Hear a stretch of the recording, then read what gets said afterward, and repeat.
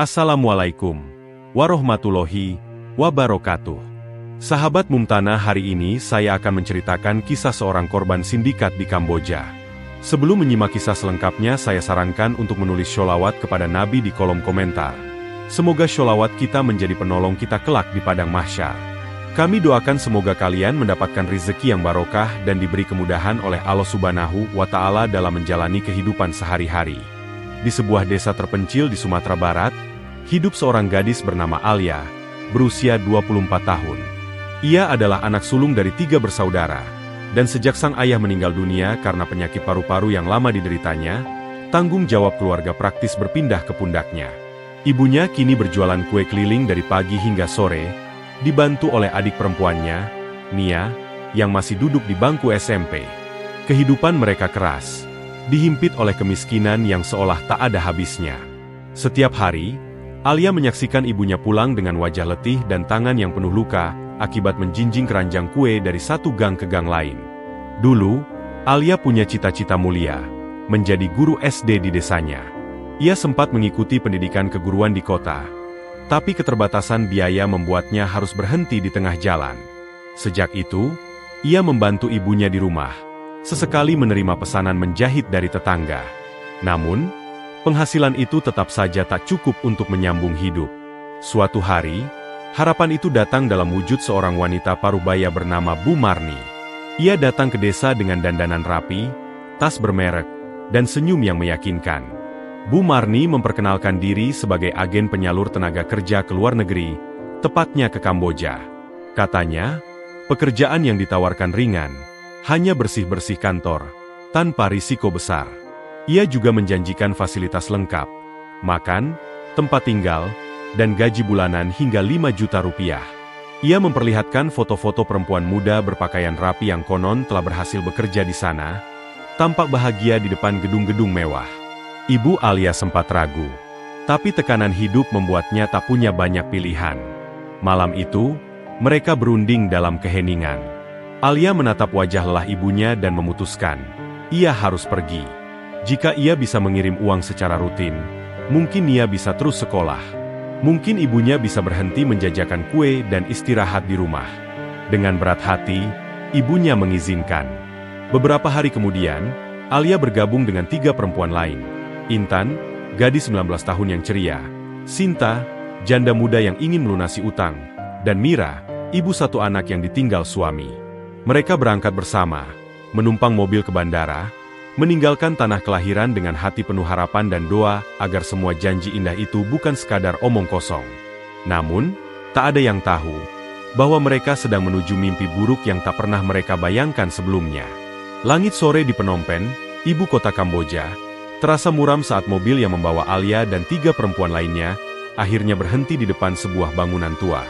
Bukan gedung kantor ber-AC seperti yang dijanjikan Bu Marni, melainkan bangunan suram berpagar tinggi dan berjendela teralis besi. Hati Alia berdegup kencang. Ada firasat buruk yang menyusup pelan-pelan ke dadanya. Intan menggenggam tangannya erat. "Ini kantor kan?" tanyanya lirih, tetapi tak ada yang menjawab. Pintu dibuka oleh seorang pria tinggi berwajah dingin, mengenalkan diri sebagai Tuan Heng. Ia memerintahkan mereka menyerahkan paspor dan ponsel, katanya untuk pengamanan. Alia sempat ragu, tapi tak punya pilihan. Semua barang mereka diambil. Sejak saat itu, mereka merasa seperti kehilangan identitas. Seperti bukan siapa-siapa. Hari pertama dimulai sejak fajar menyingsing. Mereka dipaksa membersihkan seluruh bangunan, mengepel lantai, mencuci kamar mandi, membersihkan jendela, bahkan membuang sampah-sampah busuk. Tidak ada bayaran, tidak ada waktu istirahat. Makanan disediakan, tapi seadanya, nasi keras dengan lauk basi. Mereka tidur di kamar sempit beralaskan tikar lusuh dan nyamuk yang tak pernah berhenti menggigit. Namun, malam itulah neraka sesungguhnya dimulai. Pintu kamar Alia diketuk dengan keras.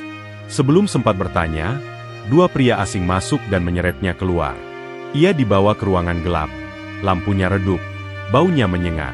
Tubuhnya dipaksa, dibungkam, diperlakukan seperti bukan manusia. Ia diperkosa tanpa ampun. Teriakan Alia hanya terpantul pada dinding beton yang dingin. Malam itu, ia kehilangan sebagian dirinya. Dan itu bukan yang terakhir.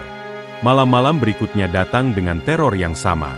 Bukan hanya Alia, Intan, Sinta, dan Mira pun mengalami nasib serupa. Tak ada tempat untuk mengadu. Tak ada pintu yang bisa diketuk untuk meminta tolong. Di tempat itu, tubuh mereka bukan lagi milik mereka sendiri. Mereka hanyalah komoditas. Barang. Hari-hari berganti, tapi penderitaan tetap sama.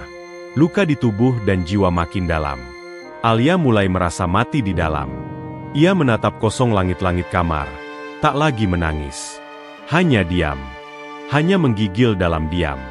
Ia tak pernah menyangka bahwa di balik janji 5 juta rupiah per bulan, tersimpan neraka yang membunuh mereka sedikit demi sedikit. Phnom Penh, bagi Alia dan ketiga perempuan lainnya, bukanlah kota asing.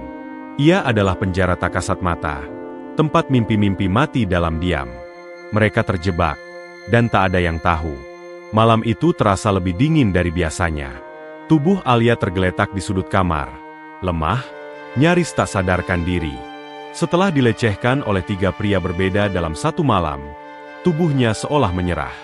Nafasnya tersengal, matanya buram, dan tubuhnya menggigil hebat. Intan mencoba memeluknya, tetapi Alia tak lagi merespons. Dia udah gak bisa dipakai lagi. Terdengar suara penjaga dari balik pintu, dingin dan tanpa emosi, seolah yang mereka bicarakan hanyalah boneka rusak. Tak lama kemudian, 2 pria datang dan tanpa kata menyeret tubuh Alia yang lunglai. Intan dan yang lain hanya bisa menangis dalam diam. Ketakutan membungkam mulut mereka. Alia dibawa ke sebuah ruang tersembunyi di bawah tanah. Bau zat kimia menyeruak begitu pintu besi dibuka. Ruangan itu dingin, penuh peralatan medis, mesin detak jantung, pisau bedah, dan lampu sorot besar tergantung di langit-langit. Di sudut ruangan, tampak kamera tersembunyi merekam setiap detik yang terjadi. Seorang pria bermasker mengenakan jas putih berdiri di samping meja operasi. Ginjalnya masih sehat. Kita bisa kirim ke Thailand, ucapnya dalam bahasa Kamboja kepada asistennya. Sementara itu, di atas, Intan mulai kehilangan kesabaran. Kita gak bisa diam. Mira, kalau kita terus tunggu, kita bakal jadi kayak Alia. Atau mati, bisiknya dengan suara tercekat. Bersama Mira dan Sinta, mereka mulai menyusun rencana pelarian. Setiap malam, mereka menghafal pola jaga penjaga dan lokasi kamera. Dari bawah tikar mereka sembunyikan paku karatan yang mereka temukan di lantai. Benda kecil itu menjadi harapan satu-satunya. Di ruang bawah tanah, dokter ilegal mulai menyiapkan bius. Tubuh Alia dipasangi infus dan alat monitor. Di bawah sinar lampu operasi, kulitnya pucat dan penuh lebam. Detak jantungnya lemah, tapi masih ada. Jangan sampai mati. Ginjal harus segar, ucap sang dokter tanpa peduli bahwa yang terbaring di hadapannya adalah manusia, bukan barang. Di tengah ketegangan itu, suara di lantai atas berubah. Ada keributan kecil. Mira berpura-pura kejang, menggeliat di lantai sambil menggigit lidahnya sendiri hingga berdarah. Penjaga datang panik, membuka pintu.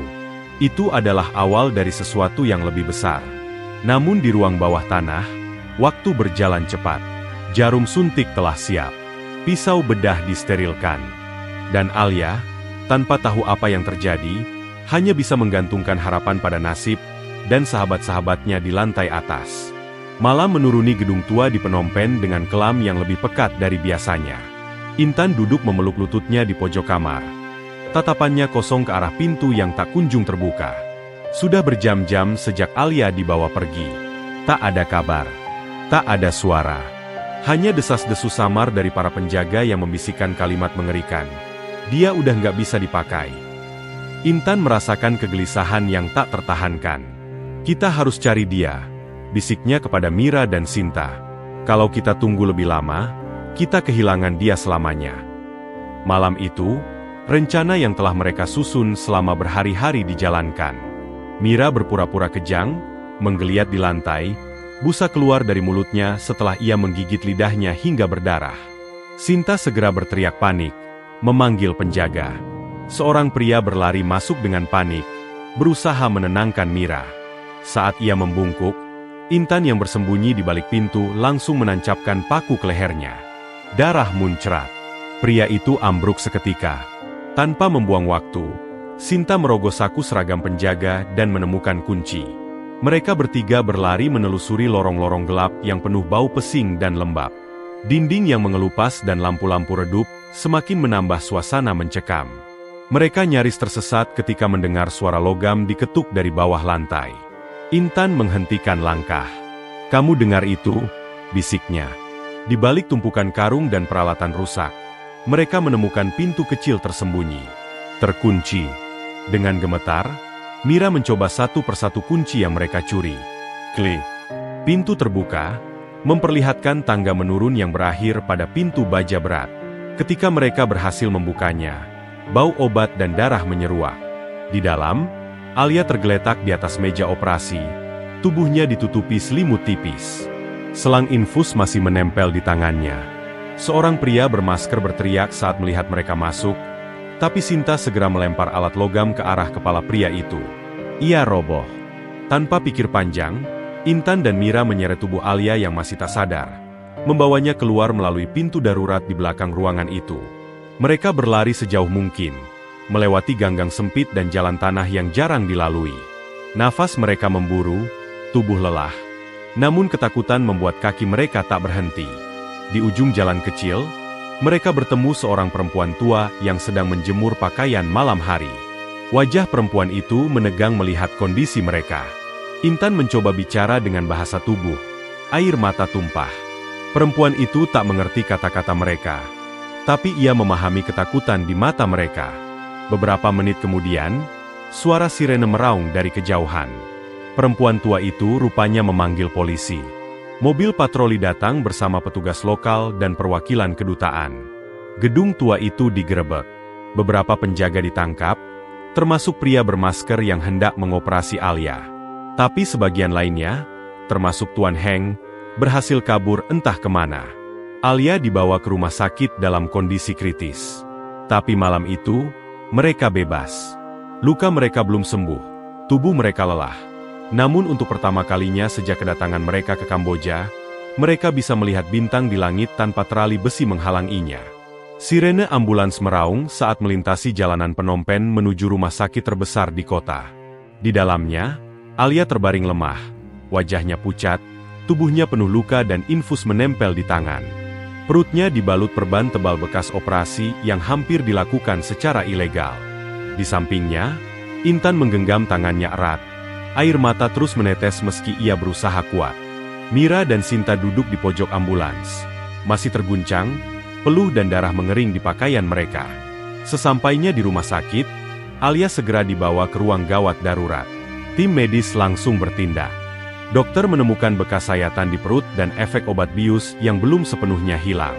Sedikit lagi ginjalnya diambil, kata salah satu dokter kepada petugas KBRI yang datang menemani. Dia sangat beruntung. Selama beberapa hari, Alia berada dalam kondisi kritis. Ia demam tinggi, tubuhnya menolak makan, dan jiwanya terperangkap dalam mimpi buruk yang tak berhenti. Intan, Mira, dan Sinta bergantian menjaga, tak ingin meninggalkannya barang sedetik pun. Di luar ruangan, wartawan mulai berdatangan. Isu perdagangan manusia dan organ tubuh mencuat, menjadi berita besar di dua negara. Ketika Alia akhirnya membuka matanya, sinar lampu ruangan membuatnya menyipit. Suara mesin pemantau detak jantung berbunyi pelan. Di sisi ranjang, Intan langsung mendekat dan menggenggam tangannya. "Kita pulang, Li. Kita semua pulang," bisiknya, menahan tangis. Mata Alia berkaca-kaca, bibirnya bergerak lirih. "Pulang?" Beberapa hari kemudian, mereka diterbangkan kembali ke Indonesia oleh pihak Kedutaan Besar Republik Indonesia. Pesawat mendarat di Bandara Soekarno-Hatta di tengah pagi kelabu. Alia dibawa turun dengan ranjang dorong, tubuhnya masih lemah, namun matanya terbuka penuh. Ibunya menunggu di ujung lorong dengan wajah pucat dan mata sembab. Tangis pecah seketika melihat putrinya kembali, meski dalam kondisi yang jauh dari utuh. Di Rumah Sakit Umum Jakarta, Alia menjalani perawatan lanjutan. Dokter memastikan ginjalnya masih utuh meski bekas operasi meninggalkan luka dalam dan rasa sakit yang sulit dijelaskan. Namun luka yang lebih besar tak terlihat, trauma yang mengendap di relung jiwanya. Setiap malam, ia bermimpi buruk. Lorong gelap, bau zat kimia, suara teriakan, dan tangan-tangan yang menyeret tubuhnya. Ia sering terbangun dengan keringat dingin, napas tersengal, dan tatapan kosong. Di saat bersamaan, berita tentang jaringan perdagangan manusia dan organ tubuh menyebar luas. Nama Bu Marni mencuat sebagai otak utama perekrutan ilegal. Ia masuk daftar buronan internasional. Wajahnya terpampang di televisi dan media sosial. Beberapa pelaku telah ditangkap, namun banyak yang masih buron, termasuk Tuan Heng. Namun bagi Alia, perjuangan belum selesai. Meski ia sudah pulang, hidupnya tak pernah benar-benar kembali seperti dulu. Ia kehilangan rasa aman. Ia tak lagi bisa tidur nyenyak. Dan yang paling menyakitkan, mimpi menjadi guru yang dulu ia simpan, kini terasa begitu jauh. Tapi ia masih hidup. Dan itu, baginya, adalah awal dari sesuatu yang baru. Bukan akhir. Beberapa bulan telah berlalu sejak Alia dan ketiga temannya berhasil pulang dari Kamboja. Di desanya yang tenang di Sumatera Barat, kehidupan kembali berjalan seperti biasa. Namun bagi Alia, semuanya terasa berbeda.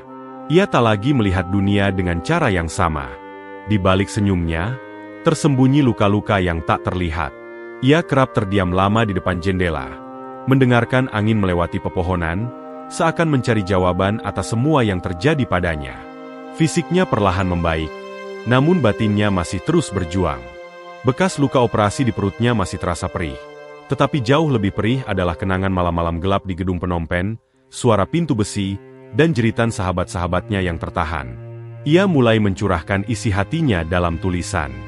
Di ponsel sederhana miliknya, ia menulis tentang janji manis yang menyesatkan, tentang malam-malam neraka, tentang rasa takut, hingga keberanian untuk melawan.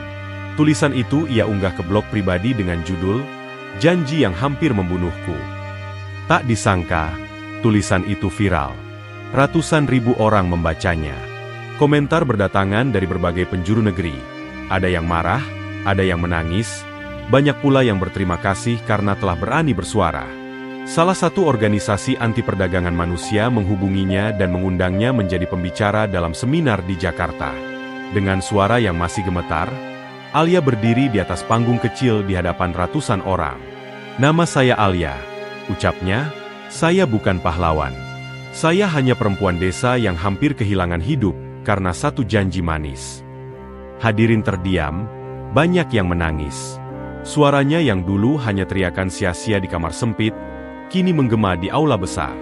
Sejak hari itu, Alia mulai aktif memberikan edukasi ke desa-desa sekitar. Ia menyebarkan informasi tentang prosedur kerja ke luar negeri yang legal dan aman. Ia menempelkan nomor darurat KBRI dan hotline perlindungan pekerja migran di papan pengumuman masjid dan balai desa. Bersama Intan, Mira, dan Sinta, ia membentuk kelompok kecil penyintas perdagangan manusia yang memberikan dukungan moral bagi korban lainnya. Ibu Alia sering menatap putrinya dengan haru. Meski tak jadi guru seperti dulu dicita-citakan, Alia kini menjadi sesuatu yang lebih besar, sumber cahaya bagi banyak orang yang terjebak dalam kegelapan. Ia sadar, banyak korban lain yang tidak seberuntung dirinya. Banyak yang tidak sempat pulang, tidak sempat bicara, tidak sempat meminta tolong. Untuk merekalah ia terus menulis, terus bicara, terus berdiri. Luka Alia belum sepenuhnya sembuh. Ia masih terbangun di tengah malam dengan flu dingin, masih gemetar tiap mendengar suara pintu dikunci. Tapi dari luka itu tumbuh kekuatan. Kekuatan untuk melindungi, memperingatkan, dan menginspirasi. Dari luka, ia menemukan suaranya. Dan dari suara itu, lahirlah perubahan.